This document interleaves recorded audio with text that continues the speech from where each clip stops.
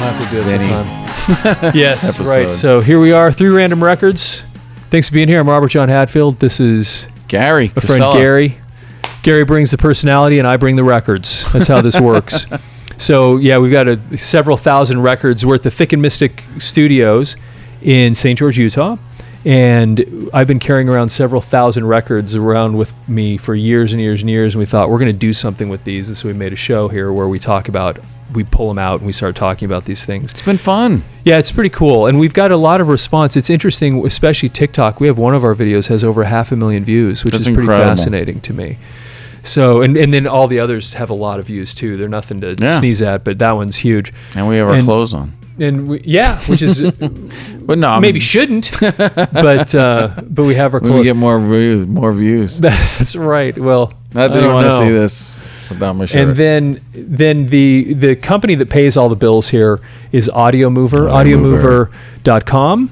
If you have old audio and videotapes, and you know you do, you need to convert them into digital because they're expired. We'll put it that way. You don't keep expired milk in your fridge. You don't want to keep expired tapes in your garage or your basement in a box. Because can't they like with heat and stuff get damaged? Oh, they do. I mean, matter of fact, there was a project that came into the Audio Mover studio not long ago where the VHS tapes had just broken. I mean, on the leader, which is a weird place for them to break. And just having to, so I know that all that stuff that goes on in there, there's a ton of work repairing and fixing and trying to get the best, capture out of them. But Audio Mover's been in business for actually 2 decades, longer than any other business that does this stuff. And so that's where you want to go. audiomover.com. Get your audio and videotapes converted to digital. Thank you, Audio Mover. So yes, indeed. So let's go ahead and get started. Steve's here today, running audio and running the cameras, he's going to bring in the stuff, and we're going to get started. And the first one is kind of an oddball record to talk about, because it's actually not even one of their records. This is a best of. Mm-hmm. But did you like these guys? Did you like the Cars? Rick Ocasek, right? Rick Ocasek, yeah. Gotta hand it to him. He married Paulina Paraskova or whatever, the supermodel. Yeah, I forgot about that. Yeah, because he's like this really super tall, lanky, odd-looking dude with a weird voice. Oh, that's not his greatest hit? Is that Paulina? Uh-huh. Hilarious. That's a good one. You know what? Probably, to tell the truth. I'm just going to say punching above his weight in that class, right? For sure. Good for him. I mean, he's a musician. But when you're a rich musician, that's what you get. It's just how it works. But I never got to experience that. The Cars were one of those. Yeah, but I mean, the Cars were one of those bands that they were kind of poppy on the radio. They had a lot of hits, and enough to put a greatest hits album together. They did have a lot of hits, and so to me, I think that people would recognize today. Yeah. People's good songwriting. One of the things I do remember about the Cars is like one of their hits. It's not Rick. It's one of their bigger hits. It's not Rick singing. Yeah, it's like Benjamin Orr probably is what you're talking about. Benjamin Orr did the song "Drive." Who's gonna drive you home tonight? That's Benjamin Orr singing that one. It's not the one I was thinking of, though. Anyway, but no, Benjamin Orr sang a lot of music. So it was Rick Ocasek Ocasek. He didn't sing. He was the main singer, I think, but he didn't sing everything. And so Benjamin Orr, matter of fact, Benjamin Orr went off and had a solo career. He's dead now. He died a while back, but he had Rick. Yeah, that's right. I forgot about that. He did die, didn't he? Not too long ago, a couple of years ago, I think. Wow. No, Benjamin Orr did "Stay the Night, Let Me Your Love Show, Stay the Night, It's All Right." Remember that song? Dude, that was Benjamin Orr. That was Benjamin Orr. It was a big hit. No, and he's with the Cars. I think he's a bass player for the Cars. I can't believe you pull it out. Come on, how do you sing? You sing these songs out of the blue. I'm not mocking you. I'm not teasing you, man. I just think it's incredible that you can sing to these melodies. Well, I mean, that's what I did for a long time for a living. Was I sang songs? So I know a lot of. So, and I don't know why. I don't know why, because I never sang that one. I did sing "Drive" though. I think. Who's going to drive you home? Who's going to tell you when it's too late? Who's going to tell you things aren't so great? But anyway, so Cars. Just so you know, for the record, I like your singing. I've always liked. I appreciate that. That's how we met. That's how we met. Right. Actually, you were just Me playing strumming. guitar. You weren't singing. You were strumming. I actually, you know what's funny? I don't wasn't. remember you singing at that when I was. This like, is "Who's not this about guy?" me, I realize, but I was not that great. I mean, I could carry a tune and I was okay, but I wasn't very good. 'Cause Jess was the singer. Jess, go look up Section 8 on YouTube. Find the band Section 8. That's me, Jess, and a couple of High school friends. band. High school band. We were making money at 16. You guys were awesome. But Jess was a singer. That guy kicked ass. He Yeah, was as he's good. awesome. At 16 years old, he was as good as anybody anywhere. But we parted ways at one point, and when I was 21 years old, I thought I got to be the lead singer now. And then I just kind of figured it out, and I got better. I've never been great though. I've just been loud. You do good, man. So anyway, so the Cars. Don't sell yourself short. Not here, you know. I was good enough that I got paid for it, but wasn't good enough to get. I know when paid I'm watching these videos of us at 3 Random Records and I hear my voice, I'm like, what the hell? Who is this guy? Sound you're way more entertaining than me. So this cover, I want to, because when I was first introduced to the Cars, it was the song "Shake It Up." And it had all these women in the car, and I remember their feet were flying out, and this kind of reminded me of that when I first saw this cover. The Cars, and this is a weird thing to pull out their greatest hits, but the reason we did is because I actually don't have any original Cars records. I just have this one, the greatest hits. So nothing super spectacular about the cover, but that's the cover. And then you get on the back. One. Ooh, ooh, ooh, right? Shake it up. Yeah. Yeah, exactly. That was the part. Okay. So Just What I Needed. That's the one I'm thinking Just of. what I needed. That's a good tune. I needed someone to see. Yeah, that was a great tune. That might have been Benjamin Orr that sang that one, although I'm not sure. Since You're Gone.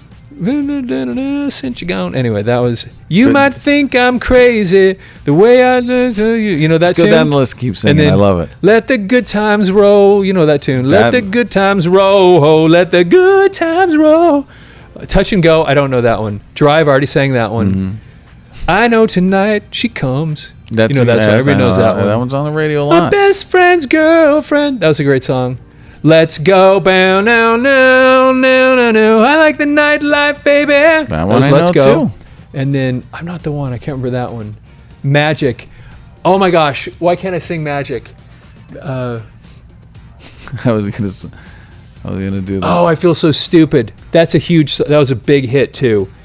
And then Shake It Up, which we just sang a second ago. Magic. Man, I'm gonna feel so dumb later. Anyway, that was a big hit. I got most of them. I like the Cars So, the that is actual kinda Cars. And for greatest hits, that's a good bunch of songs that get still radio airplay. Great songs, man. Yeah, they nailed it. Rick Ocasek was a great songwriter, good front man. He wasn't a great front man, but he was a great front man in the same way that, is it Joey Ramone? Is he the singer? From the Ramones? In the similar way, a great front man in that way. In other words, he's a little this tall, odd. lanky, odd-looking dude that just stands there and does his thing, and made him interesting, like the Ramones. When he gets up there and he's, and he's got that hair, that mop in his face. What is it about it? I don't know. It's just cool. It's just cool. It's him. So Rick had that same kind of tall, lanky, scrawny looking. He had the kind of different kind of hair, right? Yeah. I mean, so he had a look. I guess that's part of it. Is he had a presence that was different, and the Cars really took off right at like when MTV was grooving. So they had cool videos and those types of things that kind of propelled them, I think, over the edge. Yeah, these songs were so cool. They were really good. Oh, Mutt Lange. You might think, dang, this is driving me so crazy that I can't think of how Magic goes. I feel so dumb. You might think I'm delirious. Yeah. The way I look. So there's there's the inside. And Mutt Lange is Def Leppard AC/DC fame. And he's producing pop records. He's producing pop records. And then here's all the guys in the band. Right on. And there's Rick in the middle. Is that Rick in the middle? Yeah. Yes, there's Rick, Benjamin Orr. That's the other one I was talking about. I could not name these other guys no way in the world. So if your picture's on this record and you want to call in and we didn't mention you or we don't know can't pick you out in the crowd, call in. I'd like to know what you're doing. Yeah, for sure. Right? I'd for imagine real. if they were involved with any of the songwriting, they could live on that If stuff anybody's forever. Facebook friends, we can with these guys. All songs written by Rick Ocasek, all of them. Yeah. So he was the guy. A little bit interestingly, like Rick Nielsen from Cheap Trick, wrote everything. Although he kind of stood in the actually I shouldn't say he stood in the back. Rick Nielsen was like out front being a crazy man, but he was not the front man. Right. So Oh. anyway, there you go. But I bought this because I did DJ work in the high school, Definitely and you had got to have the the 80s cars. look. Check them out. Yeah, they do. That is Right? total.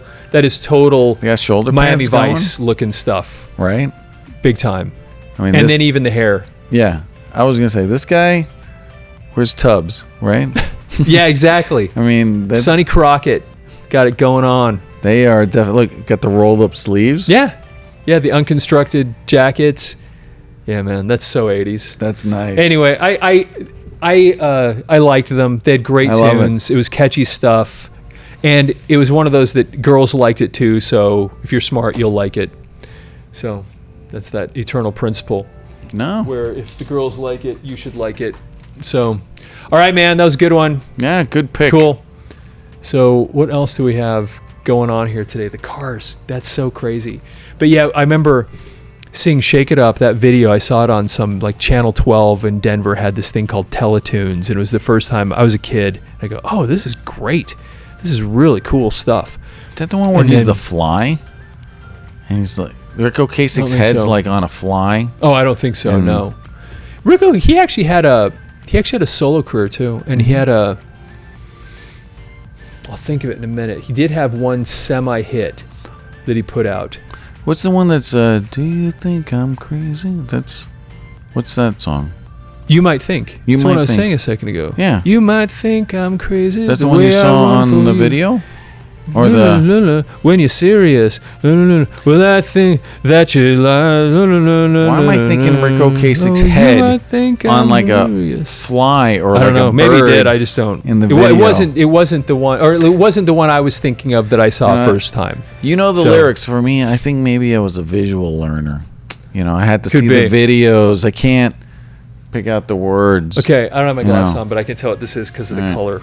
I'm Oh, man, not my gonna nose lie, is so I itchy. have no idea. What this is. Are you serious? You've never heard of Cinderella? I'm sorry. Well, you gotta remember. Cinderella Night Yes. Songs. This is their debut. This was their debut album. I bought this right after it came out. I had no idea who they were. I didn't know anything about them, but I also thought they looked so stupid on this cover. I don't know what it was. This was one of those 80s covers where I looked at Yeah. that and I thought this looks silly. And maybe I was just getting to that point in my life where I was recognizing how dumb a lot of this stuff looked. But see, not long before this, and I think it was before this, Dokken had their album Under Lock and Key that looked They a look lot almost like the this. same. Yes, I got The it. four of them standing there, the mist in the background, that whole. But they had the Dokken logo kind of sideways or Yeah. something. I love Doc. And they looked cool. I love George Lynch is a good-looking guy. Don Dokken at the time was a really cool-looking dude. I mean, we're all older and that, Yeah, yeah. But I met Don Dokken in 2011 Oh, yeah? in Denver. They played at his place, and he came out afterwards and bragging got about his Scorpions signature. and how I used to do the Scorpion. I laid down the tracks Yeah. for Scorpions. No, Don But- Dokken's awesome. But Tom Kiefer apparently is way more talented than I give him credit for. And when I first saw him on the videos, I thought this guy looks like a dork, and he's kind of goofy looking. But then I started appreciating him over the years. I go, he's actually got kind of a brutal voice, and these songs that he wrote are kind of cool because they had two hits off this song, off this Shake album. Me is awesome. Shake Me all night. No, So- I think they had a lot of songs. So when I look at the cover, first of all, their logo and their coloring, like there wasn't anything purple pink, right? It had that pink 80s stuff. Right? Because you're Going going, on. everything's black. So purple pink Cinderella. First of all, the name kind of Yeah. like dichotomous because you're thinking Cinderella white in a tower, like all that Disney stuff. And here's these guys. Okay, they're looking for a street fight or whatever. They got plenty of hairspray going. Which, Yep. by the way, the guitar player I can't remember his name. Is Jeff LeBar? The only one I could say is Tom Kiefer. I don't know the other guys. I think he just recently passed away. Oh, really? As well. Yeah, saw something on like the news. He was a killer CNN. player. Yeah, they're all pretty awesome. I think he played with Rat or something before joining them, or Curry. You might be right about that. I don't know. Again, we're drawing on, without a net, drawing on some crazy memories. But, you know, you say kind of, okay, you didn't like the cover. Well, I thought the coloring and the... Yeah, this is the your idea is typical great. 80s. The idea is great. It's just that it was, for 3 of the 4 guys, it was kind of like they caught him at the wrong second. That was the whole point. I mean, he looks goofy. I thought Kiefer looks cool, but the rest of them, it's like I was imagining them going through the proofs going, no. Really? You're going to use that one? That kind of thing. Yeah, I got you. Where you just go, golly, you guys look like the way you're standing. We're gonna and print, you know, thousands of these, maybe 1 million. I don't know how much this sold, but did pretty well. I think it did pretty well. They had at least 2 huge songs on it. So it was "Shake Me" was their first hit. "Shake Me All Night." But you remember the other one that was a big hit off here? How many was "Nobody's Fool"? What's the souls? Nobody's fool. Nobody's fool. Which? What's the question? How many? What was the? We're doing our fact check. How many albums did Night Songs? It had Cinderella to go platinum, didn't it? I would maybe it was gold at least. But Cinderella Night Songs sell, worldwide sales or whatever. But I thought these pictures were way better. They didn't look. He looked cooler, I thought, than on the front. Dude, so this one on the back, Tom looks like somebody turned the fan on. Actually, that's a good point. He looks goofy on this side, and the others look more normal. Yeah, actually, what's interesting to me when I look at this, though, is they all look like kids. I mean, they look young. so young, man. It's weird. Right? Weird for a guy like me now to look at that. Yeah. So Somebody Save Me. Oh, that was a great song. That was a great song. I think that was bigger than Shake too. Me. You're right. Night Songs, I actually liked that song. Shake Me was a great tune. Nobody's Fool got tons of airplay. I don't know these other songs. I'll be honest with you. I don't know that the needle ever touched this album. If it did, it touched it for 2 minutes, and I took it off, and I never listened to it again. I only heard the stuff over the radio. That's what's different, man. I think Hell on Wheels actually seemed like that was an okay tune. Somebody Save Me was a big hit.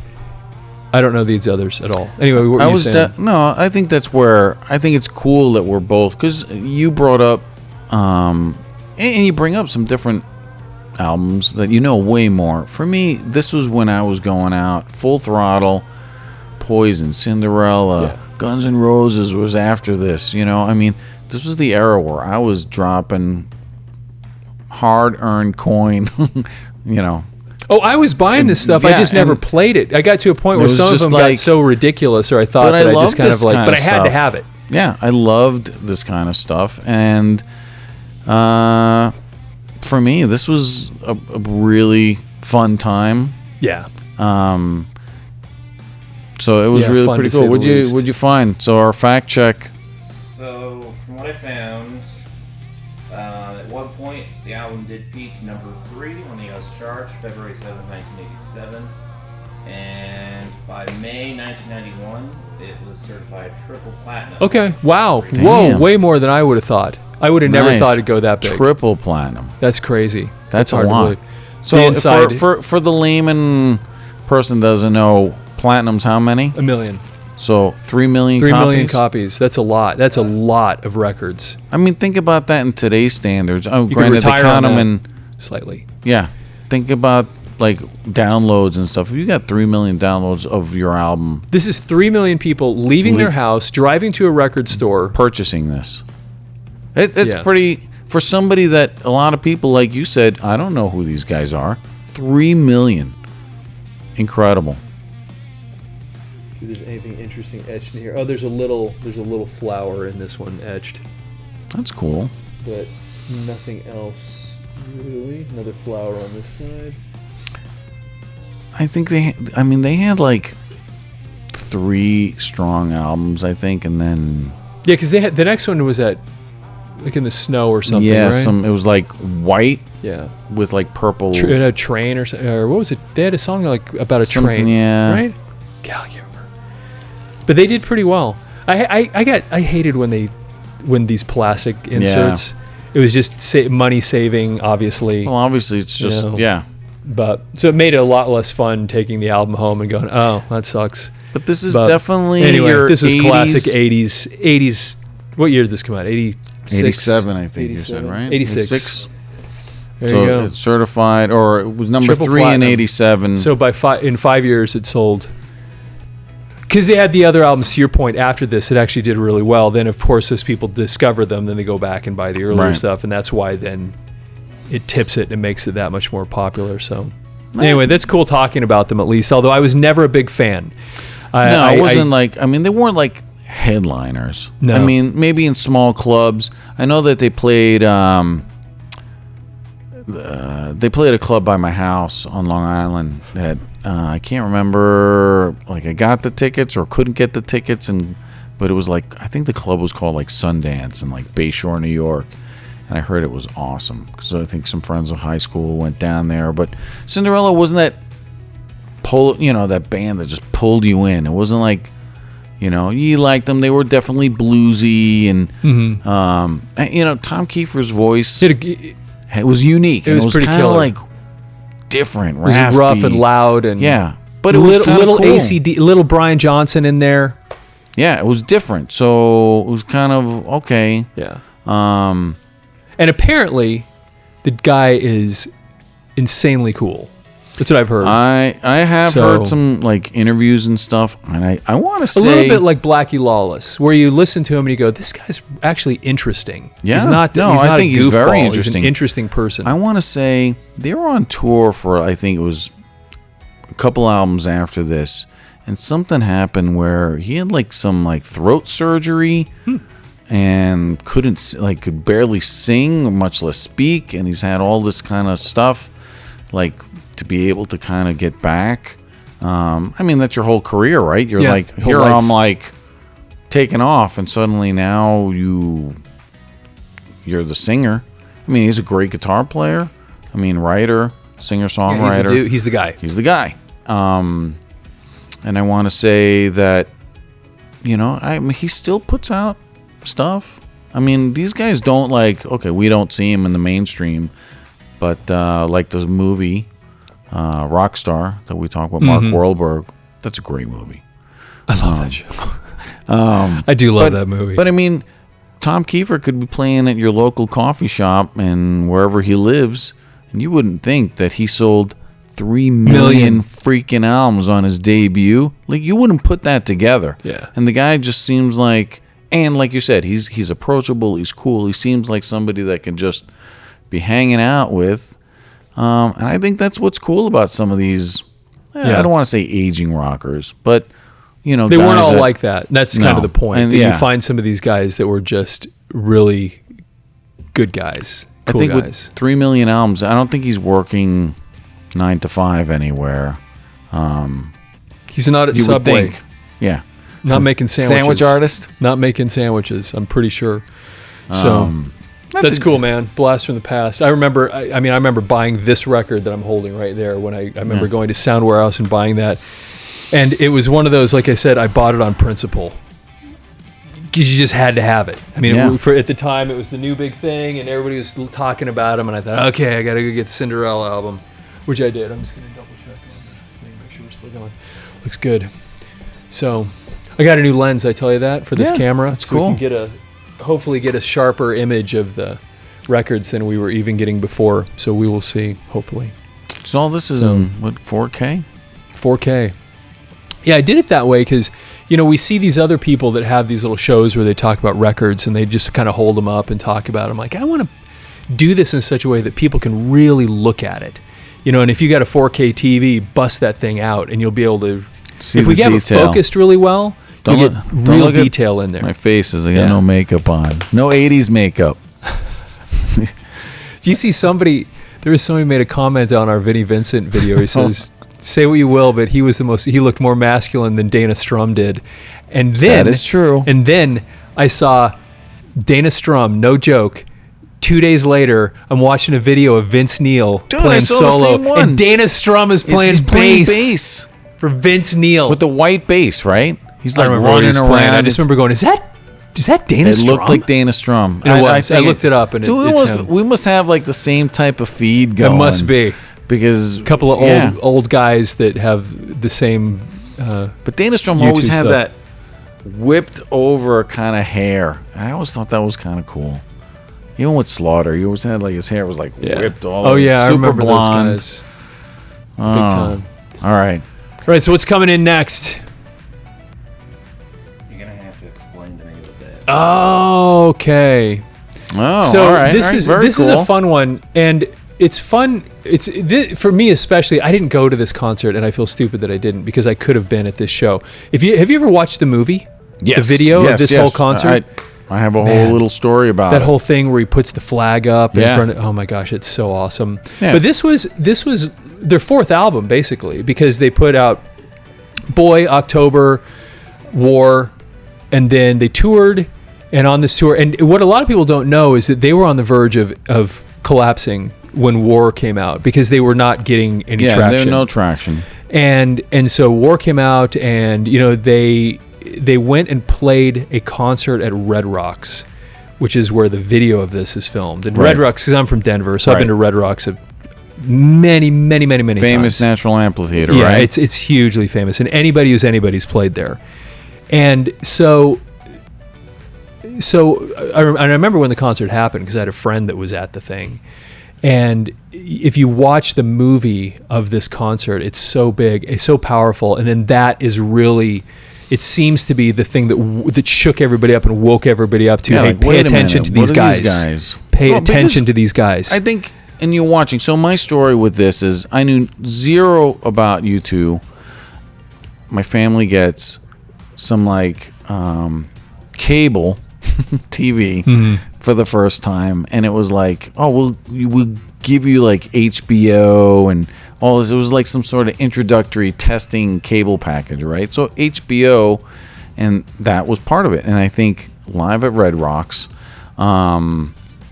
I think is what the movie was called, right? Or something. It was or, just Under a Blood Red yeah. Sky Live. It probably, I mean, that would have Yeah. been a part of the And subtitle, so- but it was this, Under a Blood right, Red so Sky. I'm pretty watching it, and it's like this band. I'm like, whoa. I mean, because now, I mean, for a kid, when you only got 3 freaking channels, maybe 4, because you had a couple local channels. Public in New York. access, that kind of thing. Yeah. And now you got cable. Now you got, okay, I can watch, like, I don't even think ESPN was around, but maybe like ESPN, HBO. So you got to see movies, which was like groundbreaking. Well, part of that, I definitely remember in our 19-inch color TV in Brentwood, New York, just looking and going, wait a minute, there's a concert on? And I'm like, I just was fixated because Bono, you got that super mullet kind of going, Yep. right? Yeah. And he was just like awesome. I'm like, this is very different. The charisma that he has Right. is shocking. He's so And I'm good. like, wow, what a presence. And the Edge playing, and he was playing like that. He had the Gibson Destroyer, I think, or Explorer, and then he had the, I think, because he did a lot of crazy strumming with, like it looked like a Stratocaster type. I think he had a Strat, and then you're right, he had and then they played Explorer. like, so I'm watching all this, and then New Year's Day's playing, and Bono comes out with the flag, and he stamps it in, like you mentioned. Let it fly. Yeah. He says something like that. Yeah, it's just so It's so Bono-esque. amazing, But it's yeah. like they're playing up as if they're playing like in front of, Maracanã in Brazil, like millions of people, 200,000. But Yeah. it's Live Eric. What's the It's, capacity it's there? 9,000 people there. It's a big play. I mean, it's big enough. That's cool. But- And I think, but to me, that was like, wait a minute. And then like the lyrics were kind of like semi-political. I'm like trying to digest Sunday Bloody again, Sunday was this very, this very visual political idea. piece. Like I said just before, I'm a visual guy, I think. I don't remember lyrics worth of shit, but I can, visually I'm like, whoa. I think I bought War like after that. Yeah, and that's actually really interesting you say that, because that was kind of the point. This made people pay attention. Because New Year's Day is on War, right? Yeah. Yep. I mean that. And when you watch, because great. when they do it on here, you see Edge playing the piano part. Dun, dun, dun, dun, dun, dun, dun. Yeah.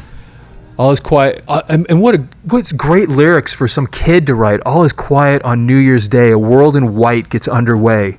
I mean, and then it says, and nothing changes on New Year's Day. It's so deep and it's so beautiful what he wrote. It's pretty awesome about that. So Steve, you were asking what's the mini LP on the top? Oh yeah, so it says mini LP. So what's a mini LP? So the point here, I think, on this one, although I'd never even noticed that, is that this is more like almost like a 12-inch single in the sense that it only has a few songs. It must be. Yeah, it's not their whole set. It was like a short, right? Although this still has 8 songs on it total. I mean, you expect 5-10 songs on it on a record, but this one has 4 on each side. Well, they did something similar a few years later. With the one that had like a black and white cover, right? Had all 4 of them. And it was the stuff off of Unforgettable Fire. Had a few songs like Bad and Unforgettable Fire, which still to this day I think is my favorite song they ever put out. But here, let's flip it over. And so they did another short, and that one only had 4 songs on it. But it was a similar idea that they did a little live take on some of their music. So there, anyway, this is Red Rocks, and it was raining, and that's what made it even more iconic. Was that it was raining at Red Rocks, which happens a lot at Red Rocks if you go there. It's very common to get caught in the rain, especially during the day. But then it will sometimes go into the night, and then you're sitting there as watching this band, and you're under plastic and stuff. I actually went to a concert and I saw Bryan Adams when it was raining, and it also gives you an excuse if you take a girl. Cuddle up. Yes, it gives you an excuse. Exactly. Was this Shanna from high school? That one wasn't Shannon. I don't remember who I took. But yes, I saw Bryan Adams here. So then Bono snuggled up Edge, with not Shannon. With not Shannon. Adam and Junior, Larry. Those are the 4 guys. And I loved this because this was so them to have these kind of odd looking. Yeah, it's almost like they're cuts half his face off.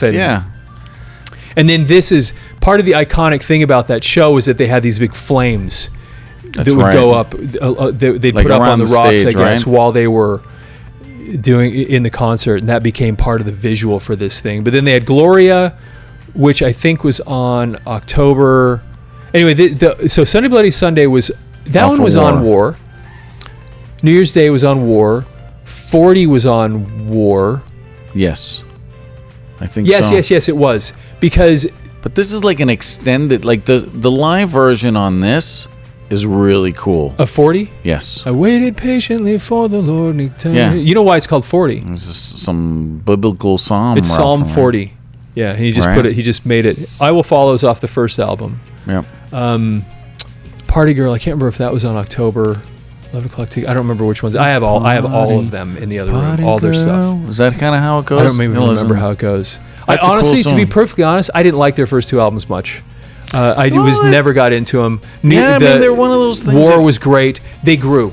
Somebody early on looked at this band and said, something is special here. And it took them a few albums to really get going. And to this day, I look at Under Blooded Sky, the Unforgettable Fire. I cannot get enough of that album. It is, and the song Unforgettable Fire. That's a great tune. Your only rivers run cold, this city. I mean, I think that's that one. No, that's a great song. It's so good because it's so Joshua amazing, Tree. And then the next one blew up when we were at college. I mean, Joshua Tree. We drove to Denver to see the concert. That's right. The one that was in your Volkswagen Rabbit. Yes. Your diesel Rabbit. My diesel Rabbit. Yes, we went braving sleet and snow, going over Vale Pass. Yeah, we saw a huge accident on the road, didn't we? Because we got in the snow and everything. Yeah, remember we had to chain up to get over the pass. We had to buy the chains, but then because my car already had a wreck, the chains would hit that. I didn't even really. We barely knew each other. Yeah, we went on this road trip. And I remember you said something. Let's do this. And we road tripped to go see. You said something I can't repeat. It was fun. No. Dude, was that the trip? Oh my gosh, dude. We took so many crazy road trips together. But that was one. I'm gonna stop. That was the first one. Man, yes, that was. And they were. Did you go to? You went to the concert? We all had tickets or no? Because I remember a guy gave us some tickets. I want to say. Church. I don't know if you had one or if you just drove us. No, I think I just drove you. I think I knew If that's somebody true, and that's I hung out hilarious. with. If that's true, that's I don't really think I went to the funny show. and pathetic. But now I know I didn't go to the show. But no, that was right. just kind of hanging.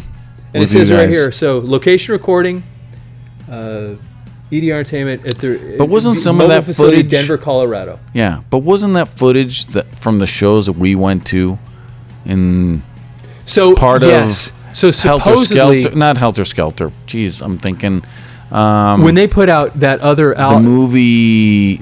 Like you two had the movie that came out, and and they went and they filmed it at McNichols Arena. right? When we went there, the cameras were Pre-Pepsi there. Center, They filmed the whole thing. right? It was pre-Pepsi Center.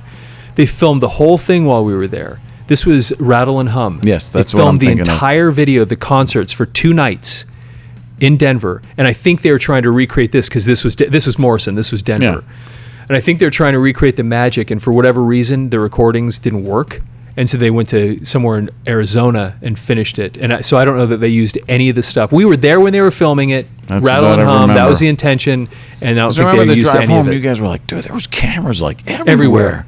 Like, what's up? Like, boom. Yeah, it was wild. They were. Like I said, I think they were trying to hit lightning twice. But what ended up coming out, Rattle and Hum, ended up being huge. Oh my gosh! I mean, remember they had going stuff to with opening BB King night. on there. I mean, they were. I think I huge. saw Rattle and Hum. Ooh, I just connected a couple dots. I went and saw it twice on opening night. I'm not going to say 2 different dates, but yeah, that's kind of what happened. Because I went with somebody that I was kind of like semi into, and I think we went, and that was kind of cool. They weren't really into like they wanted to go. It was more like a date. But then afterwards, I'm like, man, I didn't really get into it. Like, I want to see it again. And we're leaving, and I think somebody called, my house and left a message. I'm like, yeah, I'll meet you there. Turn around. That's I think awesome. Went back and saw it. Rattle and Hum. That was actually really good because that was a pretty good movie. Because you got to see didn't they visit Graceland? Yeah, they were driving. It was like they were driving across the country. I mean, it was experiencing kind of one of those America. things. Yeah, because they're from Ireland, right? I mean, Ireland cranked out some good bands, man. The Alarm, then Yeah. Lizzie, U2. Yeah, I forgot about that. Yeah. Anybody else? Irish? Yes. So look away. What was the Right. big country? Was that Ireland? Weren't they Irish? I think so. Yeah. The Alarm. Was I they remember the the Irish? Alarm. I thought so. Although I'm not 100% positive. I'm not think you're right. if they were Irish. I think you're giving us the speed up. We've got to wrap it up. Q. Yeah. Well, we are just anyway. That's YouTube. That was The awesome. inside of this one doesn't have anything. I think I pulled that out a second ago. And There's Yeah. really nothing to see here. Even the label is just kind of standard. Whatever that label was, I can't even read it from here. Island. Is it Island? Were they on? They were on Island Records. Is Yeah. that who I can't see? I don't remember now. Yeah, Island. That was started by the dude that I can't think of his name. I think he was the one that managed the Eagles originally.